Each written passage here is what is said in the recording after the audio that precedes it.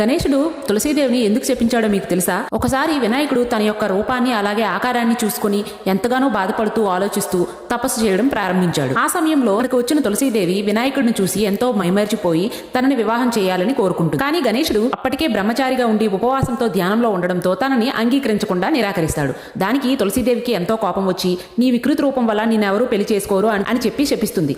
దానికి గాను గణేశుడికి ఎంతో కోపం వచ్చి నిన్ను కూడా పూజల్లో ఉపయోగించురా అని చెప్పి తులసీదేవికి శాపానిస్తాడు. ఈ కారణం వల్లనే గణేశుడి పూజల్లోన మనము తులసీ దళాలను ఉపయోగించము. ఈ కారణంగా వినాయకుడిని ఎవరు పెళ్లి చేసుకోవడానికి ముందుకు రాకపోవడంతో వినాయకుడికి చాలా కోపం వచ్చి దేవతల యొక్క పనులన్నిటికీ విఘ్నాలు చేయడం మొదలుపెట్టాడు. దేవతలందరూ ఎంతో భయపడి బ్రహ్మదేవుని దగ్గరికి వెళ్లి దీనికి ఉపాయం అడుగుతారు. బ్రహ్మదేవునికి సిద్ధి బుద్ధి అనే ఇద్దరు కుమార్తెలు ఉండడంతో వాళ్ళిద్దరిని వినాయకుడికి ఇచ్చి వివాహం చేస్తారు. సిద్ధి అంటే శ్రేయస్సు అని, బుద్ధి అంటే జ్ఞానం. వినాయకుడు వీళ్ళిద్దరిని వివాహం చేసుకుంటాడు. వినాయకుడిని పూజించేటప్పుడు పనుల్లోని విఘ్నాలన్నీ తొలగిపోవడంతో పాటు సిద్ధి బుద్ధి ఈ రెండు కూడా మనకి సిద్ధిస్తాయని చెప్పి పురాణాలు చెప్తూ ఉన్నాయి. అందరూ ఒకసారి కమెంట్స్ లో జై గణేశ అని